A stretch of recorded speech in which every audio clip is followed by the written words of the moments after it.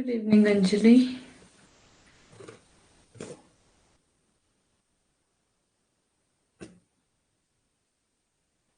नमस्ते। कैसे हैं सभी?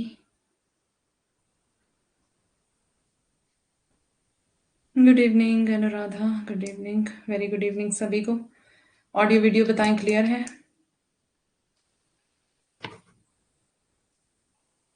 ऑडियो वीडियो क्लियर है मेरी?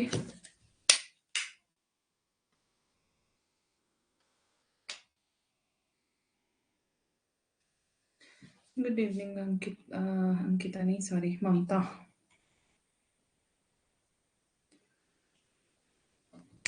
ऑडियो वीडियो क्लियर है मेरी?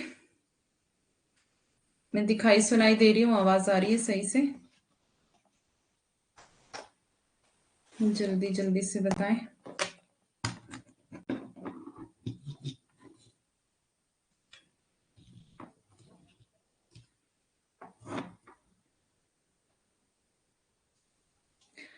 धीरे धीरे बोल रही हूँ, एक्चुअली भाग भाग के आई हूँ। अभी बहुत ज्यादा भीग गई थी बारिश में, छतरी नहीं थी मेरे पास। और गुड इवनिंग।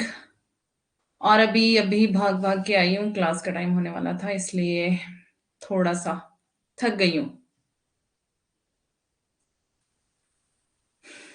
क्लियर है? ओके। बस 1 मिनट रुकना।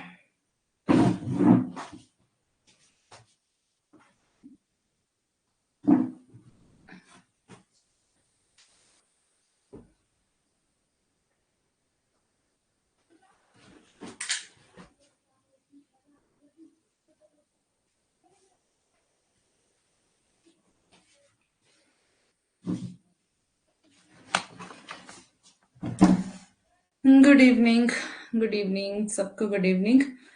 ठीक है, तो पढ़ाई आपने की होगी, रिवीजन आप कर रहे होंगे, है ना? कर रहे हैं कि नहीं कर रहे? एग्जाम की तैयारी करते रहना साथ साथ में, और रिवीजन करते रहना, है ना? तो चले हम क्लास शुरू करें।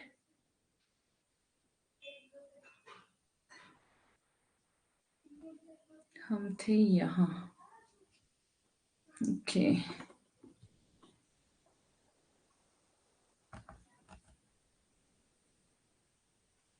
कर रहे हैं, गुड। तब तो बहुत अच्छी बात है अगर आप कर रहे हैं तो।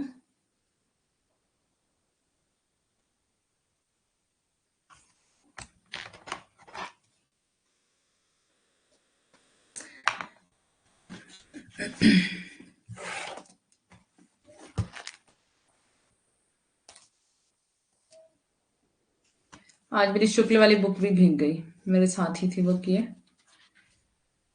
और भीग गई है क्योंकि आज छतरी नहीं थी मेरे पास और बारिश बहुत तेज हो रही थी। आपके वहां पर मौसम कैसा है? बारिश है, हो रही है, नहीं हो रही? आजकल बहुत ज्यादा नुकसान भी हो रहे हैं बारिश में ना, तो ध्यान से अपना ध्यान रखें सभी। ठीक है, हम क्लास को शुरू करते हैं। आप बताएं मेरी आवाज सही है? अब मैं थोड़ा जोर से बोलती हूँ और स्टार्ट करते हैं हम। धूप है बहुत दिल्ली में, ओह बढ़िया है। एक्चुअली मैंने जैकेट पहनी थी अभी, मतलब बहुत ज़्यादा गर्म जैकेट की ज़रूरत नहीं है, लेकिन स्वेटर कोट ही पहनने पड़ते हैं। और अभी गर्मी लग रही थी क्योंकि भाग कर आई हूँ, इसलिए उतारी है, नहीं तो यहाँ पर इतनी ठंड है कि स्वेटर पहनना ही पड़ता है। तो आपके वहां पर गर्मी है तो आपके लिए तो बहुत ज़्यादा मुश्किल हो रही होगी ना सहन करना, बट यहाँ पे ऐसा नहीं है, यहाँ पे ठंडा मौसम है। बारिश होती है तो वैसे ही ठंडा हो जाता है।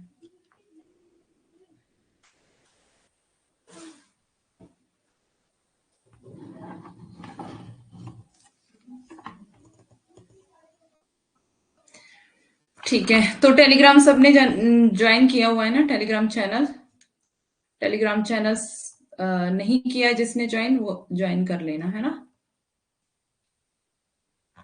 यूट्यूब लाइव क्लास में जाना, यूट्यूब लाइव क्लास में, और वहां पर आपको डिस्क्रिप्शन में लिंक मिल जाएगा। और अगर लिंक से आपका नहीं होता है बाय चांस, तो सरोज हिंदी फिलर फॉर्म लिख करके सर्च कर लेना।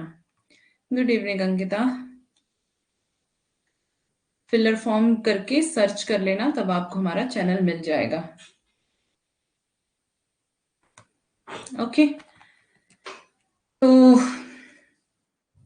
ऑफर चल रहा है कोर्स पर। अगर आपकी जानकारी में कोई है जिसने लेना है, ज्वाइन करना है कोर्स को, तो वो कर लेना, है ना, मतलब बोल देना। ये व्हाट्सएप नंबर है, अगर आपने व्हाट्सएप ग्रुप ज्वाइन नहीं किया है तो कर लेना। यहाँ पर आपको कोई भी फीडबैक देना है, इस नंबर पर आप दे सकते हैं। कोई भी फीडबैक अगर आप देना चाहते हैं, आपको क्लास अच्छी नहीं लग रही वो भी आप यहाँ पर बता सकते हो। अगर आपको क्लास अच्छी लग रही है तो भी आप यहाँ पर बता सकते हो, ठीक है। और कोई भी कंप्लेंट है किसी भी प्रकार की, कोई भी टेक्निकल इशू, कोई भी ऐप में इशू आ रहा है, तो आप यहाँ पे बता सकते हो।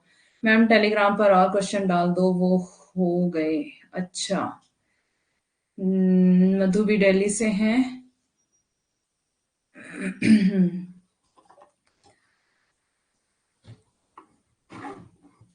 ओके,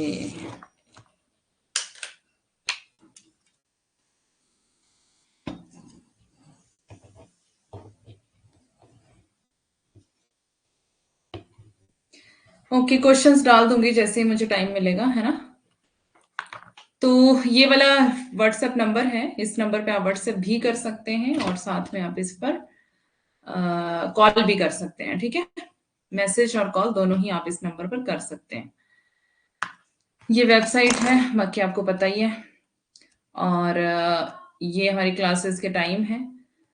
और इसी के साथ ही ऑफर चल रहा है, जो मैंने आपको मेन बताना था, ऑफर चल रहा है, स्पेशल ऑफर है फर्स्ट पेपर सेकंड पेपर दोनों पर। और इसकी वैलिडिटी है 3 अगस्त, 4 अगस्त, 5 अगस्त, 3 से 5 तक, 3 अगस्त से 5 अगस्त तक। ये आपको 1500 में मिलने वाला है कोर्स, ठीक है। 1999 नहीं है अब, एक पेपर की फीस अब 1500 है।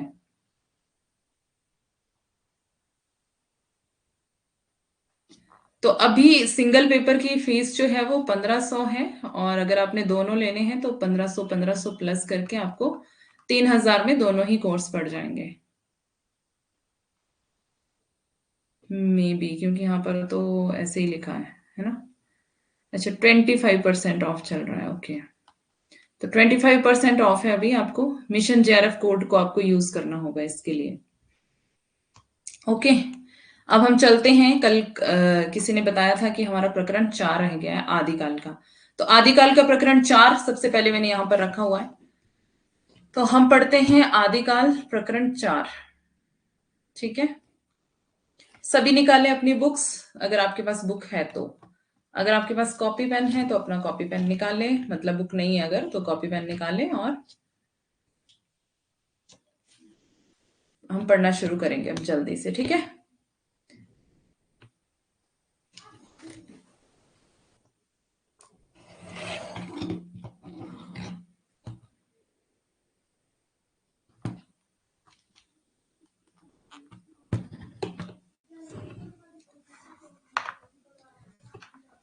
तो शुरू करें, थम्स अप दे जल्दी से, क्लास को शुरू करें हम। तैयार हैं आप?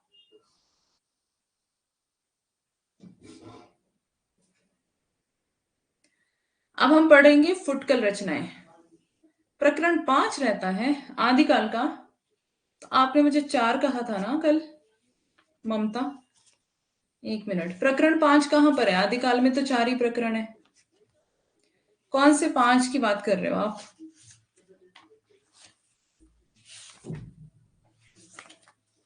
और भक्ति काल का प्रकरण 5 तो हम पढ़ ही रहे थे। फिर आपने क्या कहा था पिछले कल? भक्ति काल में हम 5वें प्रकरण पर ही पहुंचे थे, और आदिकाल में 4 ही प्रकरण हैं। आपने कल कहा था प्रकरण 4 है, रहता है आदिकाल का।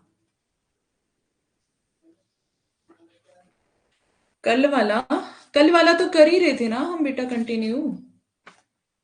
हम्म, कल वाला तो हम कंटिन्यू ही कर रहे थे ना। फिर काहे ऐसा बोली थी?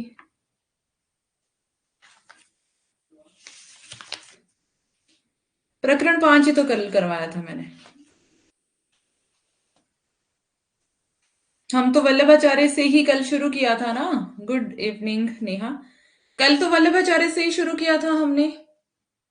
और वल्लभाचार्य यूट्यूब वाली क्लास में आधा रह गया था, मतलब आधे घंटे में क्लास बंद हो गई थी अपने आप ही, तो वो प्रॉब्लम आ गई थी बीच में।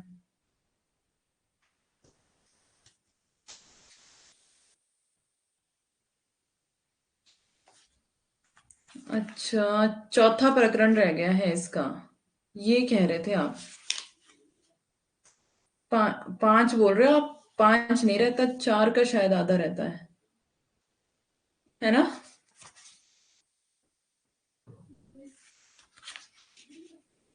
4 का रहता है ना?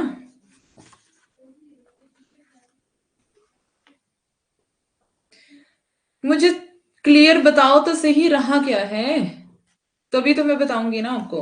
और मुझे लग रहा है कि हमने विद्यापति और खुसरो को भी नहीं पढ़ा है ना, आदिकाल का चौथा प्रकरण भी तो नहीं पढ़ा हमने। पढ़ा है क्या? विद्यापति और खुसरो को पढ़ा था? जल्दी से बता दो, अब ये टाइम जा रहा है हमारा, है ना? बाकी बच्चों को नहीं पता? क्लास में रहते नहीं है क्या?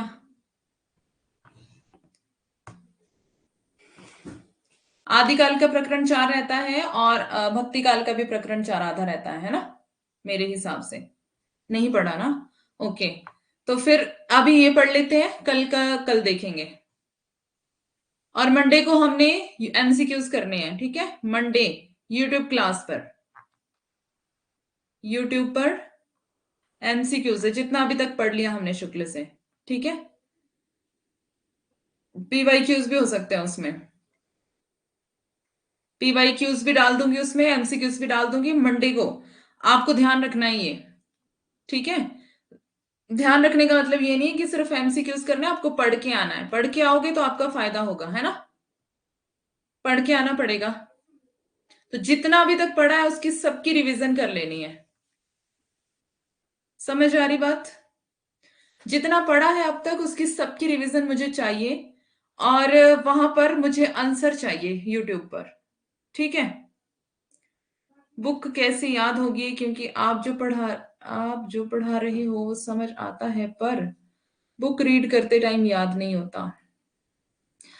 देखो मधु, बात ये है कि आपको कॉन्सेप्ट क्लियर होते हैं। कॉन्सेप्ट्स कॉन्सेप्ट क्लियर होते हैं आपको, जो मैं पढ़ाती हूँ? बात समझ में आती है कि क्या कह रही हूँ? उसका उसका बैकग्राउंड समझ में आता है? अगर आपको वो कॉन्सेप्ट क्लियर हो रहे हैं, तो कुछ डेफिनेशंस आपको याद करनी होती हैं, कुछ डेट्स आपको याद करनी होती है, वो आपको याद ही करनी पड़ेगी। जो आपको इंपॉर्टेंट पंक्तियां बताती हूँ वो सब तो आपको याद ही करनी पड़ेगी। उसके लिए आप चाहे रट्टा मार लो, चाहे लिख लिख के याद कर लो, जैसे भी, है ना? अब रट्टा प्रवृत्ति अपना लो। बचपन में मारते थे ना? रट्टा प्रवृत्ति अपनाते थे ना बचपन में, है ना? कॉन्सेप्ट ही क्लियर करने हैं, मेन बात वही है। अगर आपको कॉन्सेप्ट क्लियर हो गया ना, तो एग्जाम में तो कॉन्सेप्ट बेस्ड ही पूछा जाएगा आपसे, ठीक है? हाँ, सन आपको याद रखने पड़ेंगे, देखो। सन, ये तो आपको याद ही करने पड़ेंगे, इसको ये आपको ऐसे नहीं याद होंगे। बस आपको थोड़ा बहुत आइडिया लग सकता है कॉन्सेप्ट से, लेकिन आपको ये याद करने पड़ेंगे खुद से। जितनी भी डेट्स है ना, वो सब याद करनी पड़ेगी। जैसे किसी का जन्म है, किसी का मृत्यु, मृत्यु तो नहीं याद रखनी है, जन्म याद रखना है, रचना काल याद रखना है ना? और बीच में भी जो कुछ डेट्स आती हैं वो आपको याद रखनी है, ठीक है? बाकी जो इंपॉर्टेंट पंक्तियां बताती हूँ, अंडरलाइन करवाती हूँ, उनके लिए आप रट्टा प्रवृत्ति अपनाओ। दूसरा आप क्या करो, लिख लिख के याद करो, ठीक है? लिख लिख के याद करोगे तो आपको याद हो जाएगा। अब कई बच्चों को लिखने की आदत नहीं होती है, तो जिसको आदत नहीं है वो आदत डाल लो। जो जो ऐसे याद कर सकता है वो वैसे कर लो, जैसे भी आपको ठीक लगता है ना? तो कुछ तो आपको करना ही पड़ेगा। रट्टा ही तो नहीं मारा जाता अब, क्यों? अभी आप बच्चे बन जाओ ना, बच्चे बन जाओ। एक दूनी दूनी, दो दूनी चार, ऐसे करते थे ना जोर जोर से स्कूल में, है ना? तीन दूनी छह, चार दूनी आठ, ऐसे जोर जोर से पढ़ते थे ना, वैसे पढ़ा करो, बोल बोल के, जोर जोर से बोल के, है ना? मैम मैंने अलग से शॉर्ट नोट्स बना लिए हैं बुक से। वेरी गुड अंजलि, ये बहुत अच्छी बात है, शॉर्ट नोट्स बनाओ, है ना। ये आपके काम आएंगे, जितने भी शॉर्ट नोट्स आप बनाओगे ना, ये आपको बाद में काम आएंगे रिवीजन के टाइम में, जब आपको एग्जाम का टाइम होगा। तो शॉर्ट नोट्स तो आपको बनाने पड़ेंगे। मैम मैं बहुत टेंशन में हूँ, किसी ने मुझसे कहा कि नेट कर लो, कुछ कर लो, जॉब नहीं मिलती है। ओह अंशिका देखो, जितने मुंह उतनी बातें, ये डायलॉग सुना है ना आपने। नोट्स बनाती हूँ मधु, वेरी गुड, है ना अंशिका। जितने मुंह उतनी बातें, ठीक है।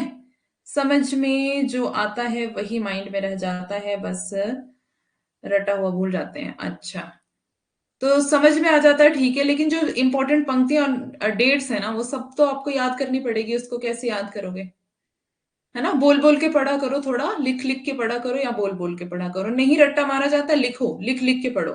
रविंद्र गुड इवनिंग, कैसे हैं सब बच्चे, ठीक है ना। तो कहाँ अंशिका की बात का जवाब दे रही थी, है ना अंशिका। देखो लोगों ने आपको बोलना ही है, लोग आपको पीछे खींचेंगे, गिराएंगे, है ना। वो आपको कहीं भी लेके जाएंगे, तो उनकी बातों में आना नहीं है, लोगों को करके दिखाना है ना। तो करके तो आपको खुद ही दिखाना पड़ेगा। उस उनके मुंह को आपने ही बंद करना है। लोग बोलेंगे, लोग कुछ भी आपको बोलेंगे, नहीं मिलेगी जॉब, वो सो, है ना। मेहनत करोगे तो कुछ भी ऐसा नहीं है जो आप प्राप्त नहीं कर सकते हैं।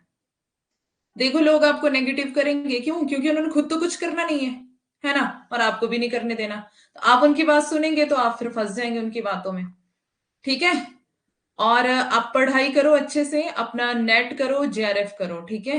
नेट, जिनकी अभी एज है जेआरएफ की, वो जेआरएफ कर लो। एज नहीं है तो नेट कर लो, है ना। उसके बाद आपको क्या करना है, पीएचडी में एडमिशन होनी ही चाहिए आपकी। पीएचडी में एडमिशन हो गई, इसके लिए ट्राई करो, ठीक है।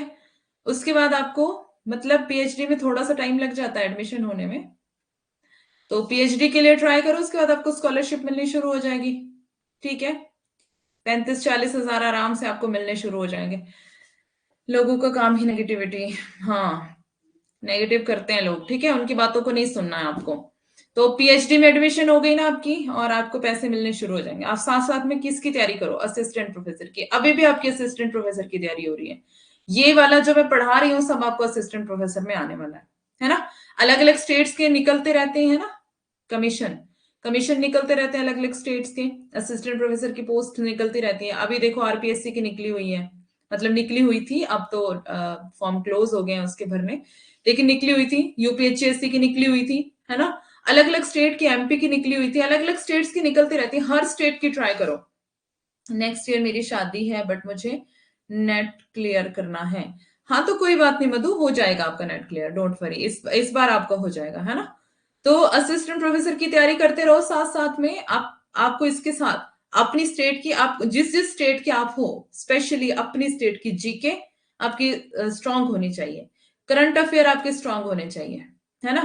करंट अफेयर, करंट अफेयर के लिए आप अलग अलग वो कर सकते हो, मतलब पता ही आपको कहाँ से पढ़ना है ना। फिलर फॉर्म पे भी आप, जो यूट्यूब चैनल है फिलर फॉर्म का, रोज करंट अफेयर की क्लास आती है ना। तो जीके अपनी स्ट्रांग करो, पहले अपनी स्टेट की जीके स्ट्रांग करो। इतनी स्ट्रांग कर लो क्योंकि जीके बहुत ज्यादा इंपॉर्टेंट है। जीके स्ट्रांग कर लो, उसके साथ साथ आप अपनी पढ़ाई करते रहो, बस ये दो चीजें कर लोगे, इंटरव्यू की तैयारी आपकी बाद में हो जाएगी। अभी आपको सिर्फ थ्योरी थ्योरी थ्योरी करनी है ना। जीके और करंट अफेयर, आप टीवी देखो, न्यूज सुनो, न्यूज सुनो और न्यूज पढ़ो, अखबार पढ़ो, ठीक है। टीवी देखने का मतलब ये नहीं कि आप सीरियल और फिल्में देखो। अब आप न्यूज सुनो, न्यूज से आपकी बहुत सारी करंट अफेयर्स आपके उससे क्लियर हो जाएंगे, है ना। अप टू डेट रहोगे, कोई नहीं रोक सकता आपको, अप टू डेट रहो, है ना। और जो आप पढ़ रहे हो, जो मैं पढ़ा रही हूँ, ये पढ़ते रहो, इसके साथ आपको एक्स्ट्रा भी वर्क करना है। सिलेबस क्या है, देखो सिलेबस यही रहता है। जो नेट का एग्जाम है ना, वो टॉप लेवल का एग्जाम है नेट वाला, है ना। जो अभी हम पढ़ रहे हैं, जिस चीज की आप तैयारी कर रहे हो, ये नेशनल लेवल का टेस्ट है, और ये इससे ज्यादा टॉप का और कोई भी एग्जाम नहीं है, है ना। तो इससे ज्यादा टॉप का और कोई एग्जाम आपको नहीं मिलने वाला है। इससे कठिन कोई कुछ भी नहीं आता। सबसे टफ यही एग्जाम है सब में, हिंदी साहित्य में। अगर आपने ये नेट की तैयारी कर ली और नेट जेआरएफ आपने क्लियर कर लिया, तो आपको समझ लो असिस्टेंट प्रोफेसर की तैयारी हो गई।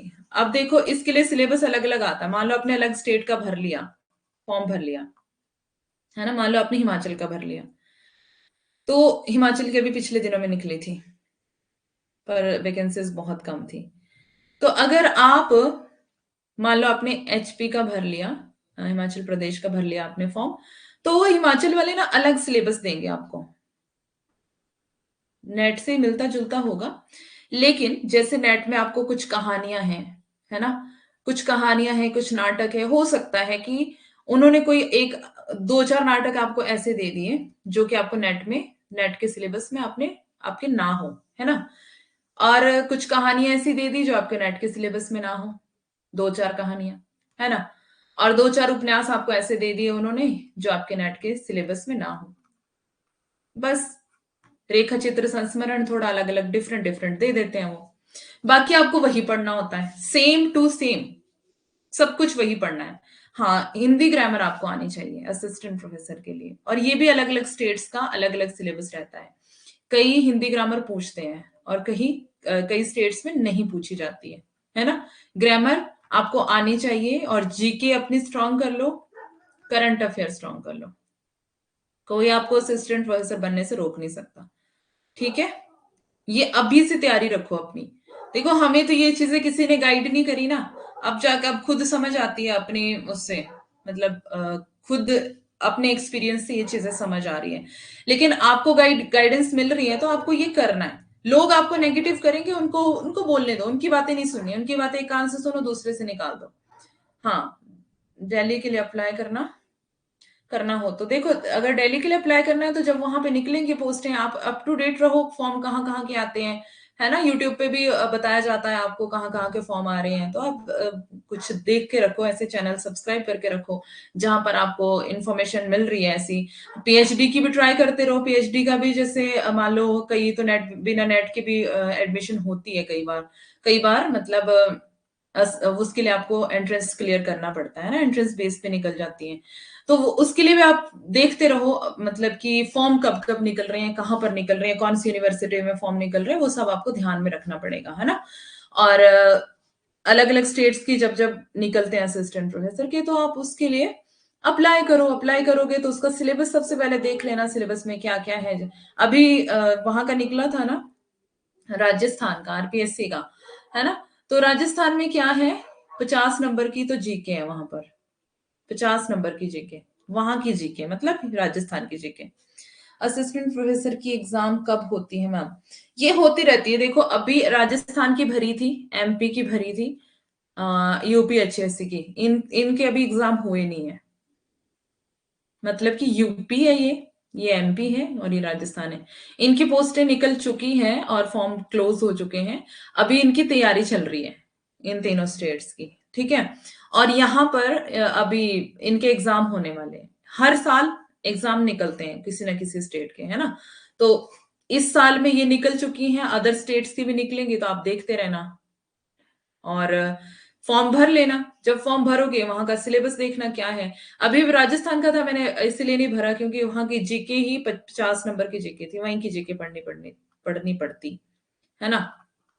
50 मार्क्स की जीके, तो 50 मार्क्स की जीके आपको किसी अदर स्टेट की पढ़नी है, तो थोड़ा सा मुश्किल है। इसलिए अपने अपनी स्टेट की, मतलब सारा सबका क्राइटेरिया यही नहीं रहता, ये सिर्फ इन्हीं का था, है ना।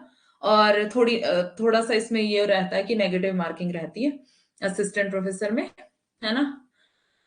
तो ज्यादा नहीं होती है, थोड़ी सी नेगेटिव मार्किंग होती है। और अलग अलग स्टेट का अलग अलग क्राइटेरिया रहता है। तो डरने की जरूरत नहीं है अगर आपका सब्जेक्ट में, इसीलिए हमेशा ये बात बोलती हूँ कि सब्जेक्ट स्ट्रांग कर लो। फर्स्ट पेपर की टेंशन मत लो। फर्स्ट पेपर, हाँ आपको जेआरएफ के लिए फर्स्ट पेपर करना पड़ेगा, जेआरएफ के लिए आपको बहुत जरूरी है। लेकिन इसके बाद आपको फर्स्ट पेपर नहीं पूछा जाएगा, तो इसकी टेंशन मत लो। आप क्या करो, अपने सब्जेक्ट पे इतनी पकड़ बना लो ना कि कभी आपको नींद में भी कोई पूछे ना, है ना, कि प्रेमचंद के उपन्यास बताओ, प्रेमचंद की कहानियां बताओ, तो आप एकदम से नींद में भी उनके आपको डेट्स पूछे कि कब कब लिखी गई थी, कौन सी पत्रिका में प्रकाशित हुई है, अगर ये सारी चीजें आपको पूछी जाए ना, कौन से कहानी संग्रह में है ना, तो ये आप नींद में भी बता दो। इतनी अपनी पकड़ रखो, सारे कॉन्सेप्ट अपने आपके क्लियर हो, शुक्ल ने कब कहा, क्या कहा है, किस विषय में कहा है, क्यों कहा है, नींद में भी कोई आपको पूछे तो आपके कॉन्सेप्ट सारे क्लियर हो। ऐसे अपनी पकड़ बना लो सब्जेक्ट पे। अगर आपकी हिंदी पे पकड़ बन गई ना, तो आपको कोई भी नहीं रोक सकता, कोई भी नहीं। तो इसलिए अपनी तैयारी जारी रखो, आप बिल्कुल भी टेंशन मत लो लोगों की, लोगों को बोलने दो। हाँ, अगर आपको लेकिन स्टेप लेना पड़ेगा। अगर आप सही चल रहे हो ना, तो आपको कोई भी रोक नहीं सकता है फिर, है ना। आलस सुस्ती में नहीं रहना है और लापरवाही में नहीं रहना है कि कोई नहीं कर लेंगे, नहीं, अभी से तैयारी जारी रखो अपनी। अगर अभी से सब्जेक्ट पे पकड़ होगी आपकी, तो हिंदी साहित्य पूरा ही इसमें आ जाता है, पूरा हिंदी साहित्य आ जाता है, जहां मर्जी से क्वेश्चन पूछ लो, फिर कोई दिक्कत नहीं है। तो इसलिए क्या करो, अपने सब्जेक्ट पे पकड़ बनाओ, लोग बोलेंगे, लोगों को बोलने दो, उनको सफल होके दिखाना है बस एक दिन, है ना। तो ये कर लो, अपनी स्टेट जहां जहां से आप हो, पहले तो वहां की जीके स्ट्रॉन्ग करो, सबसे मेन बात। और करंट अफेयर तो आपको पता ही है, वो तो आपको पूरे ही याद रखने पड़ेंगे, पूरे ऑल इंडिया लेवल के कर लो उसको, है ना। इंटरनेशनल की जरूरत नहीं है, आप अपने नेशनल लेवल के करंट अफेयर्स को ध्यान में रख लो, और जीके को स्ट्रॉन्ग कर लो, और हिंदी ग्रामर को स्ट्रॉन्ग कर लो साथ में। बस, बाकी तो यही सिलेबस है आपका। हो सकता है एक दो कहानियां एक्स्ट्रा मिल जाए आपको सिलेबस में, या फिर नाटक उपन्यास, वो तो वैसे ही इजी होते हैं। इसके अलावा और कुछ एक्स्ट्रा नहीं लगता है, ठीक है। सेम सेम चीजें यही होती है जो आप हिंदी साहित्य में पढ़ रहे हो, क्योंकि नेट का सिलेबस इतना ज्यादा वाइड है ना, कि उसी में सब चीजें कवर हो जाती हैं। सारा हिंदी साहित्य कवर हो जाता है आदि से लेकर अंत तक, है ना। तो आप किसी भी चीज की टेंशन मत लो, लोगों को बोलने दो। जिस दिन आपकी पकड़ अच्छी हो जाएगी ना सब्जेक्ट पे, तो आपको खुद बहुत अच्छा लगेगा कि हमें सब आता है, और कोई रोक भी नहीं सकता है आपको। फिर लोगों के मुंह अपने आप बंद हो जाएंगे, तो आपको लोगों के मुंह बंद करने के लिए सिर्फ एक्शन में आना है ना। टेंशन में नहीं आना, एक्शन में आना। हम क्या करते हैं, हम लोगों की बातें सुन के टेंशन में आ जाते हैं, और लोग तो चाहते ही है कि हम टेंशन में रहें। जब टेंशन में रहेंगे तो पढ़ेंगे कैसे। आना किसमें है, एक्शन में आना है। हम उल्टा करते हैं, है ना। तो लोग बोलेंगे, लोगों का काम ही है, तो उनको बोलने दो। एक्शन में आओ, एक्शन आपको यही करना है, सब्जेक्ट पे पकड़ बनाओ। आदि काल से लेकर ना पूरा आधुनिक काल के जहां तक भी हिंदी साहित्य खत्म होता है ना, वहां तक कर लो। पढ़ाई कर लो अच्छे से, कॉन्सेप्ट क्लियर कर लो अच्छे से, बस। तब कोई दिक्कत नहीं, कोई टेंशन नहीं है, ठीक है। और किसी ने कुछ बोलना है, कुछ पूछना है, तो जल्दी से बताएं, फिर आगे चलेंगे।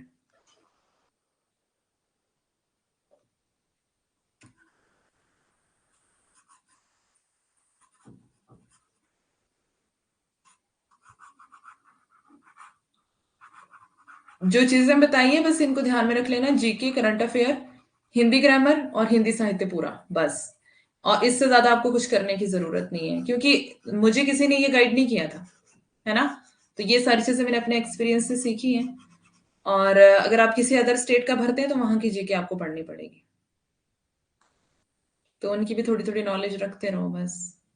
वो तो चलो साथ साथ भी पढ़ सकते हो आप, है ना। दुनिया का सबसे बुरा है रोग, क्या कहेंगे लोग। हाँ, सही बात है। ये हर हर व्यक्ति इस रोग से पीड़ित है ना, हर व्यक्ति, छोटे से लेकर बड़े तक। तो छोड़ दो इन सारी बातों को, और पढ़ाई करो, एक्शन में आओ, ठीक है। अब हम आगे चलते हैं। और अगर अदर स्टेट की जीके पढ़नी है, वो तभी पढ़नी है आपको सिलेबस देख करके। बाकी अपने स्टेट की जीके तो स्ट्रॉन्ग कर ही लो, वो आपके काम की है, काम आएगी। क्योंकि अपनी स्टेट में भरेंगे फॉर्म, और अदर स्टेट्स के भी आप भर सकते हैं, ऑल इंडिया में आप कहीं भी भर सकते हैं ना, नेट करके। नेट लेकिन आपका होना चाहिए, अदरवाइज नहीं, ऐसे नहीं बन सकते आप असिस्टेंट प्रोफेसर। नेट करना पड़ेगा, चाहे जेआरएफ भी ना हो, फिर आपको नेट तो करना ही पड़ेगा। नेट करके आप असिस्टेंट प्रोफेसर बन ही जाएंगे। हाँ, बाकी अपना कम्युनिकेशन स्किल्स वगैरह डेवलप करो, और क्योंकि इंटरव्यू में ये सारी चीजें काम आती हैं। कईयों का ये होता है कि टेस्ट क्लियर हो जाते हैं, लेकिन इंटरव्यू में उनको बाहर निकाल दिया जाता है। तो हर चीज वहां पर चेक की जाती है ना। तो बस उसको ध्यान में रखो थोड़ा, इंटरव्यू कैसे होते हैं। वैसे अभी इंटरव्यू पे ज्यादा टाइम फोकस मत करना, ठीक है, थोड़ा बहुत देख लेना, लेकिन ज्यादा फोकस नहीं करना है। ज्यादा फोकस आपको सिर्फ जीके, करंट अफेयर और हिंदी साहित्य और हिंदी ग्रामर पर करना है ना। असिस्टेंट प्रोफेसर की एग्जाम अलग से होती है, हाँ जी, अलग से होता है। नेट के बाद आपको जैसे ही निकलेंगे असिस्टेंट प्रोफेसर की पोस्ट है, तो उसका अलग से एग्जाम होगा। ऐसे ही होगा वो जैसे नेट का होता है। एग्जाम के बारे में अलग से पढ़ना होता है नेट के बाद। पढ़ना पढ़ाई यही है आपकी, जो मैं बता तो रही हूँ कि सिलेबस यही है जो हम पढ़ रहे हैं ना अभी, यही सिलेबस है सारा। हम्म। अच्छा, अभी पता चला, ओके।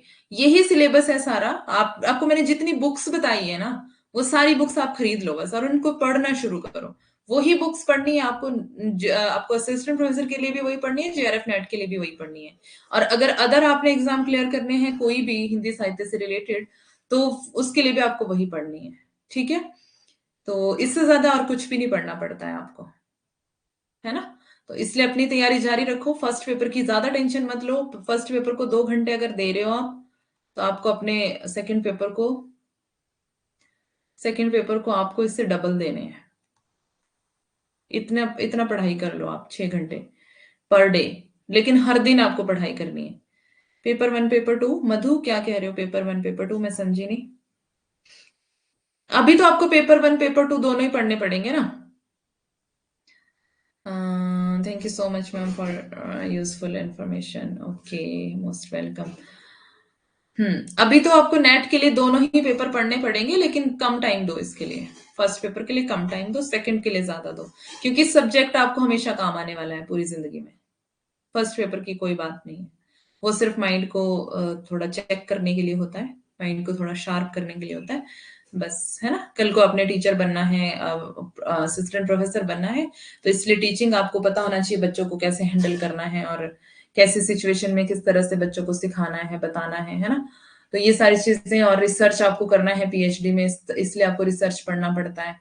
पीएचडी में रिसर्च वर्क होता है ना, तो रिसर्च इसलिए पढ़ाया जाता है। बाकी रीजनिंग है, रीजनिंग, मैथ, डीआई जो भी है, मैथ वाला पोर्शन, ये सारा आपको आपके माइंड को चेक करने के लिए कि आपका माइंड कितना एक्टिव है और कितना आप कंसंट्रेट कर पाते हो, ये सारी चीजें चेक करने के लिए होता है। ठीक है, हाँ यही होता है, सेम सिलेबस होता है जो आप अभी पढ़ रहे हो। नेट का सिलेबस बहुत वाइड है, उसी में सारे सिलेबस कवर हो जाते हैं, सारे एग्जाम्स के सिलेबस कवर हो जाते हैं। ठीक है, तो अब चलते हैं, हम थोड़ा सा पढ़ लेते हैं क्योंकि टाइम भी होने वाला है।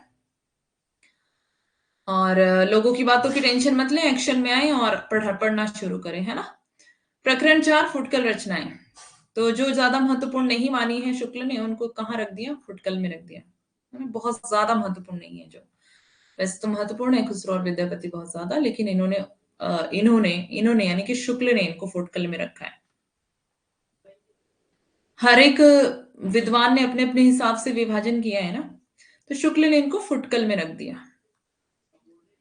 ध्यान रखना आपको, खुसरो और विद्यापति को इन्होंने फुटकल में रखा है। ये भी पूछा जाता है पेपर में, खुसरो और विद्यापति, ये क्योंकि दोनों ही महत्वपूर्ण कवि हैं, तो इसलिए इनके बारे में ज्यादा पूछा जाता है ना। वीरगाथा काल के समाप्त होते होते हमें जनता की बहुत कुछ असली बोलचाल और उसके बीच कहे सुने जाने वाले पद्यों की भाषा के बहुत कुछ असली रूप का पता चलता है। पता देने वाले हैं दिल्ली के खुसरो मियां और तिरहुत के विद्यापति। अब क्या बता रहे हैं यहाँ पर? वीरगाथा काल समाप्त होते होते, क्योंकि वीरगाथा काल हमने पीछे पढ़ा था तो उसकी समाप्ति तक पहुंच गए हैं, तो बता रहे हैं कि हमें जनता की बहुत कुछ असली बोलचाल और उसके बीच कहे सुने जाने वाले पद्यों की भाषा में बहुत कुछ असली रूप का पता लगता है। तो भाषा की बात कर रहे हैं कि भाषा का असली रूप कैसा था उस समय, तो ज्यादा पता लगता है इससे। ठीक है, पता देने वाले कौन थे? दिल्ली में रहते थे खुसरो मियां, आमिर खुसरो, और तिरहुत के विद्यापति, ये तिरहुत में रहते थे विद्यापति, तो इनकी बात कर रहे हैं दोनों की। इनके पहले की जो कुछ संदिग्ध असंदिग्ध सामग्री मिलती है, उस पर प्रकृति की रूढ़ियों का थोड़ा या बहुत प्रभाव अवश्य पाया जाता है। तो इन दोनों से पहले संदिग्ध और असंदिग्ध में मैंने आपको मीनिंग इसका अंतर समझा दिया था। संदिग्ध मतलब जिस पर संदेह हो, शक हो, है ना, जिसका कोई सबूत ना मिला हो। जो संदेह उसी पर होता है ना जिसका कोई सबूत नहीं है, बस शक है। ठीक है, असंदिग्ध जिस पे कोई शक नहीं है, तो जिसकी जो लिखी मिल गई, जिसकी प्रतिलिपि लिखी मिल गई, कोई कॉपी मिल गई, कोई फोटो कॉपी मिल गई, है ना, तो वो तो है असंदिग्ध, कोई शक नहीं है क्योंकि सबूत सामने है। बट संदिग्ध है वो जिसके ऊपर शक है, कोई सबूत नहीं है, है ना। तो संदिग्ध और असंदिग्ध सामग्री यानी कि जो रचनाएं थी, उस पर प्रकृति की रूढ़ियों का थोड़ा बहुत प्रभाव अवश्य पाया जाता है। तो प्रकृति की रूढ़ियों का प्रभाव था उन रचनाओं पर। आगे चलते हैं। लिखित साहित्य के रूप में ठीक बोलचाल की भाषा या जन साधारण के बीच कहे सुने जाने वाले गीत, पद्य आदि रक्षित रखने की ओर मानो किसी का ध्यान ही नहीं था। तो बता रहे हैं कि लिखित साहित्य के रूप में ठीक बोलचाल की भाषा या जन साधारण के बीच जो शब्द कहे सुने जो गीत कहे सुने जाते थे, पद्य आदि रक्षित रखने की ओर मानो किसी का ध्यान नहीं था। मतलब उस समय ऐसा था कि लिख के नहीं रखते थे लोग, सुरक्षित नहीं रखते थे उन चीजों का, ना लिख के कहीं भी छोड़ दिया। तो साधारण जनता के बीच बोलचाल की भाषा में साधारण जनता के बीच वो कहे सुने जाते थे, लेकिन इतना ध्यान नहीं था किसी का कि इसको सेफ रख लिया जाए। जैसे आजकल हर चीज सेफ, हर मतलब आजकल तो टेक्नोलॉजी हाई हो चुकी है ना, लोग कुछ भी सोशल मीडिया पे डाल देते हैं, यूट्यूब पे डाल देते हैं, इंस्टाग्राम पे डाल देते हैं, तो वहां पर हमेशा के लिए वो रहती हैं स्टोर चीजें। और वैसे भी आजकल फोन में वीडियो बना लेते हैं और लिख के भी रख लेते हैं, कई पेन ड्राइव में रख लेते हैं, कई स्कैन करके कॉपीज रख लेते हैं, क्योंकि अब टेक्नोलॉजी बहुत बढ़ गई है। उस समय ऐसा कुछ नहीं था। उस समय क्या होता था, शिलालेख होते थे। एक तो शिलाओं पे लिखना होता था, और एक अगर लिखा जाता था तो कलम और स्याही से लिखना होता था, है ना। तो इतना ज्यादा कोई संभाल के नहीं रखता था रचनाओं को। तो यही बात बता रहे हैं यहाँ पर। जैसे पुराना चावल, ये वाली पंक्ति जो है वो बहुत ज्यादा इंपॉर्टेंट है। किसने कही है ये? शुक्ल ने कही है। अभी पहले मैं इसको अंडरलाइन करती हूँ, आप भी इसको अंडरलाइन कर लें, और लिखने वाले इसको लिख लें, नोट कर लें। ठीक है, यहां तक। तो क्या बता रहे हैं यहां तक ये, कि जैसे पुराना चावल ही बड़े आदमियों के खाने योग्य समझा जाता है। अब पुराने चावल का क्या मतलब है यहाँ पर? पहले मैं इंक का कलर चेंज कर लेती हूँ। यहाँ पे बता रहे हैं कि जैसे पुराना चावल बड़े आदमियों के लिए के खाने योग्य समझा जाता है, वैसे ही अपने समय के कुछ पुरानी पड़ी हुई परंपरा के गौरव से युक्त भाषा ही पुस्तक रचने वालों के व्यवहार योग्य समझी जाती थी। तो जो पुराना चावल होता है ना, उसके अंदर से स्टार्च खत्म होता रहता है अपने आप ही। जितने पुराने चावल होते हैं ना, उतने ही अच्छे होते हैं खाने के लिए, हेल्थ के लिए बहुत अच्छे होते हैं, स्वास्थ्य के लिए बहुत लाभदायक होते हैं पुराने चावल। और लोग संभाल संभाल के रखते हैं, है ना। आपके घरों में हो सकता है रखते हो, हमारे तो नहीं रखते, बस मैंने सुना है ऐसा कि रखते हैं। तो बहुत बहुत पुराने चावल रख के रखते हैं, और ऐसे अलग से डब्बों में रख के रखते हैं भरकर, कि जहां पर खराब ना हो, सेफ रहे। क्योंकि चावलों में क्या होता है, स्टार्च की मात्रा अधिक रहती है, और वो स्वास्थ्य के लिए हानिकारक होती है। इसलिए कुछ लोग उबले हुए चावल खाते हैं ना, क्योंकि उबले हुए चावल मतलब जिसका पानी निकाल दिया जाए, तो उनसे स्टार्च निकल जाता है पानी में, तो उससे मोटापा नहीं आता है, और बहुत सारी चीजें बाई नहीं होती, बहुत सारी चीजें हेल्थ के लिए मतलब अच्छा रहता है वो, है ना। और अगर जो जैसे पुराने चावल मतलब बहुत समय से रखे होते हैं, तो उनसे अपने आप ही स्टार्च की मात्रा जो है वो कम होती जाती है। इसीलिए वो बड़े लोगों को खाने के लिए दिया जाता है, यानी कि कोई स्पेशल गेस्ट, बड़े आदमियों का मतलब यहाँ पर क्या हो गया, स्पेशल गेस्ट ना, है ना। मतलब कोई खास मेहमान आपके घर पे आ जाए तो उनके लिए मतलब कई जगह पर, यूपी बिहार में शायद अभी भी रखते होंगे। तो यहाँ पर अगर मतलब कोई स्पेशल गेस्ट घर पर आ जाए, तो उनके लिए पुराने से पुराना चावल निकालते हैं, कि उनके खाने योग्य समझा जाता है। वैसे ही अपने समय की कुछ पुरानी पड़ी पड़ी हुई परंपरा के गौरव से युक्त, मतलब कि भाषा में भी एक पुरानी परंपरा चली आती है ना, पुरानी जो चलती रहती है शुरू से लेकर के, उस परंपरा की बात करें कि पुरानी पड़ी हुई परंपरा के गौरव से युक्त, क्योंकि वो जो परंपरा है एक गौरव से भरी हुई है। भाषा ही पुस्तक रचने वालों के व्यवहार योग्य समझी जाती है। तो मतलब ऐसी भाषा जो स्पेशल हो, है ना, स्पेशल लैंग्वेज, जिसको लिख करके गर्व महसूस हो, जिस भाषा में लिख करके गर्व महसूस हो, भाषा ही ऐसी भाषा ही पुस्तक रचने वालों के व्यवहार योग्य समझी जाती थी। मतलब स्पेशल भाषा में साहित्य रचा जाता था। पश्चिम की बोलचाल की ये पंक्ति को आपको ध्यान रखना है, ये पूछी जाती कि किसकी पंक्ति है, किसने कही है, तो ये शुक्ल की पंक्ति है ना, शुक्ल के नाम पे ये पूछी जाती है। आगे है, पश्चिम की बोलचाल गीत, मुख प्रचलित पद्य आदि का नमूना जिस प्रकार हम खुसरो की कृति में पाते हैं, उसी प्रकार बहुत पूर्व का नमूना विद्यापति की पदावली में। तो ये बता रहे हैं कि पश्चिम की जो बोलचाल की भाषा है, गीत है और मुख्य प्रचलित पद्य का मतलब हुआ कि जो सिर्फ आम जनता के बीच में जो बोली और गाए जाने वाले जो पद्य हैं उनकी बात कर रहे हैं, क्योंकि लिखे तो कम मिलते थे तो ज्यादातर बोले जाते थे, गाए जाते थे। आदि का नमूना जिस प्रकार हम कहां पर पाते हैं, नमूना मतलब कि कुछ सैंपल, है ना। तो खुसरो की रचनाओं में हम देखते हैं उस भाषा में लिखा हुआ। और दूसरी बात कर रहे हैं यहाँ पर ये विद्यापति की, कि विद्यापति की रचनाओं में विद्यापति की जो रचना है कौन सी रचना में मिलता है पुराना नमूना, पदावली में मिलता है। तो ये भी आपको ध्यान रखना है, ये वाली पंक्ति भी आपको ध्यान रखनी है, ठीक है। उसके बाद यहाँ पे बता रहे हैं उसके पीछे फिर भक्ति काल के कवियों ने प्रचलित देश भाषा और साहित्य के बीच पूरा पूरा सामंजस्य घटित कर दिया। तो बता रहे हैं उसके पीछे यानी कि उसके बाद फिर भक्ति काल के कवियों ने, तो इसके बाद ये अभी तो आदिकाल चल रहा है ना, आदिकाल के बाद भक्ति काल आएगा, तो भक्ति काल के कवियों ने क्या करा कि जो प्रचलित देश में जो भाषा प्रचलित थी, चली आ रही थी, उसमें क्या कर दिया, साहित्य के बीच पूरा पूरा सामंजस्य स्थापित कर दिया, है ना। स्थापित क्या सामंजस्य क्या होता है, तालमेल बिठाना। सामंजस्य क्या होता है, तालमेल बिठाना, है ना। तो क्या कर दिया उन्होंने, तालमेल बिठा दिया आपस में हर चीज का, भाषा का।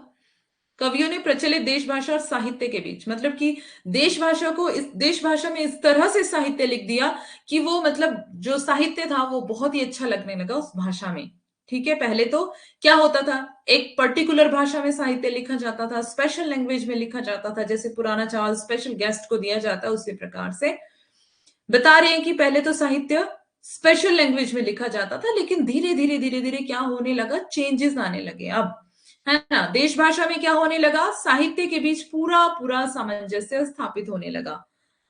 आगे है खुसरो की बात यहां पर आती है। अब खुसरो को हम पढ़ते हैं। पृथ्वीराज की मृत्यु के 90 वर्ष पीछे, पीछे मतलब बाद में, पृथ्वीराज की मृत्यु हमने देख ली थी ना, तो पृथ्वीराज की मृत्यु के 90 वर्ष बाद क्या हो गया, खुसरो ने संवत 1340 के आसपास रचना आरंभ की। तो 1340 के आसपास इन्होंने रचना आरंभ की। इन्होंने गयासुद्दीन बलबन से लेकर अलाउद्दीन और कुतुबुद्दीन मुबारक शाह तक कई पठान बादशाहों का जमाना देखा था। ये भी प्रश्न पूछा जाता है कि किसने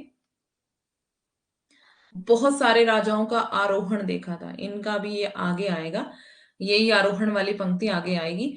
लेकिन ये भी सेम बात यहाँ पर कह रहे हैं कि इन्होंने गयासुद्दीन बलबन से लेकर, अब जिनको हिस्ट्री की नॉलेज होगी थोड़ी बहुत उनको इस बात का पता चल जाएगा कि गयासुद्दीन बलबन कौन थे हिस्ट्री में, अलाउद्दीन कुतुबुद्दीन और मुबारक शाह सॉरी मुबारक शाह कौन थे, है ना। तो इस तरह के जिनको हिस्ट्री की नॉलेज है उनको ज्यादा पता होगा। तो ये बता रहे हैं कि इन बादशाहों का इन्होंने जमाना देखा था, यानी कि उन उन राजाओं उन बादशाहों के समय में भी ये क्या थे, विराजमान थे। ये फारसी के बहुत अच्छे ग्रंथकारों और अपने समय के नामी कवि थे, मतलब फारसी के बहुत अच्छे ग्रंथकारों में, बहुत अच्छे ग्रंथकारों में थे। और क्या था, अपने समय के नामी कवि थे, मतलब इनका बहुत बड़ा नाम था। फारसी के ग्रंथकार थे ये, फारसी कवि के रूप में भी जाने जाते हैं। पूछा जाता है आपको, पूछा जा सकता है कि फारसी के कवि कौन है, तो वहां पे खुसरो का नाम आपको ध्यान देना है, ठीक है।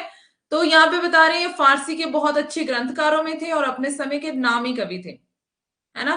तो इनकी मृत्यु कब हुई थी, इनकी मृत्यु हुई है 1389 में संवत में। तो इनकी मृत्यु से हमें कोई लेना देना नहीं है, इसलिए हम इसे छोड़ देंगे। और ये वाली पंक्ति को नोट करेंगे, ये बड़े ही विनोदी, मिलनसार और सहृदय थे। ये वाली पंक्ति पूछी गई है बहुत बार एग्जाम में, इंपॉर्टेंट है। ये बहुत विनोदी, मिलनसार और सहृदय थे। शुक्ल जी की ये पंक्तियां किस कवि के लिए है, तो किसके लिए है, खुसरो के लिए है। इसी से जनता की सब बातों में पूरा योग देना चाहते थे। किसी से, किसकी बात कर रहे हैं ये, क्योंकि ये विनोदी थे, मिलनसार थे, सहृदय थे। सहृदय का मतलब क्या होता है, दूसरों के साथ दूसरों के सुख दुख को पहचानना और दूसरों के सुख दुख में उनका साथ देना। मिलनसार आपको पता है ये मिलने वाले, विनोदी स्वभाव के मतलब कि खुश रहने वाले, है ना, आनंदित रहने वाले। इसी से जनता की सब बातों में ये पूरा योग देना चाहते थे। जिस ढंग के दोहे, तुकबंदियां और पहेलियां आदि साधारण जनता की बोलचाल में इन्हें प्रचलित मिली, उसी ढंग के पद्य पहेली आदि कहने की उत्कंठा इन्हें भी हुई। ध्यान रखेंगे, दोहे तुकबंदियां और पहेलियां आदि साधारण जनता की बोलचाल में इन्हें प्रचलित मिली। अब देखा इन्होंने कि साधारण जनता की बोलचाल की भाषा में वो चली आ रही है पहले से। वो कौन? दोहे तुकबंदियां पहेलियां सब खुसरो से पहले ही चली आ रही थी, लेकिन कहां थी वो? साधारण जनता की बोलचाल में थी वो, है ना। कोई पुस्तक का रूप और कोई साहित्यिक रूप नहीं दिया गया था उनको। समझ आ रहा है?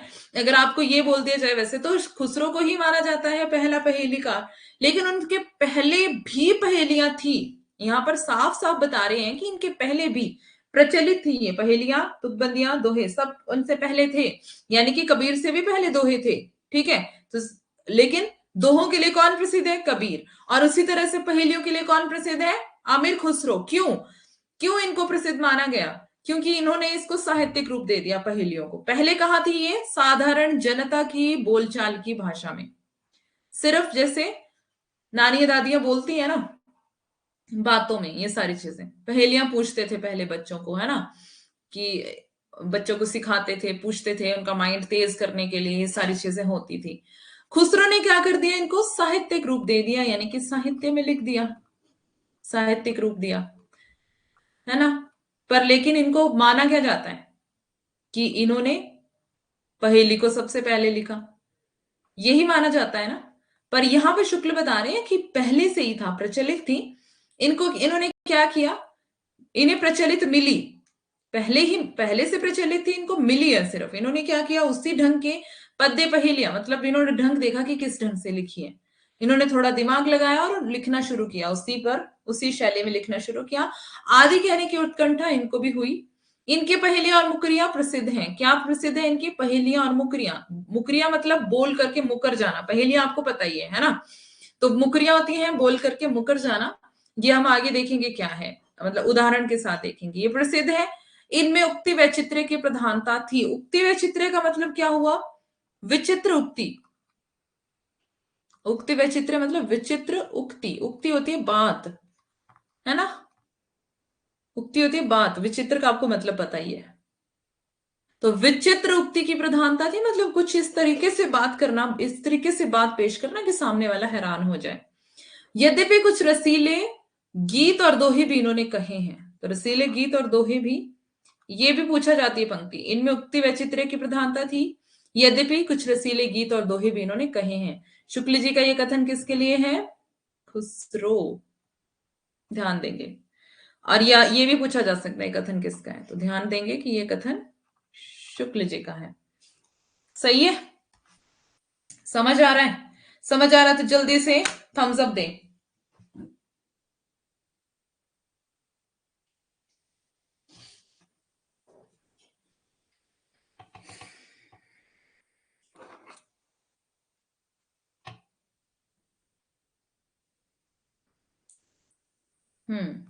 ओके। यहाँ इस बात की ओर ध्यान दिला देना आवश्यक प्रतीत होता है कि काव्य भाषा का ढांचा अधिकतर शौरसेनी या पुरानी ब्रज भाषा का ही बहुत काल से चला आता था। तो क्या बता रहे हैं कि इस बात की ओर ध्यान दिला देना आवश्यक प्रतीत होता है, आवश्यक जान पड़ता है, जरूरी जान पड़ता है कि काव्य भाषा का जो ढांचा है अधिकतर कौन सी भाषा में था? शौरसेनी में या पुरानी ब्रज भाषा में ही, मतलब पहले से ही चला आ रहा था वो।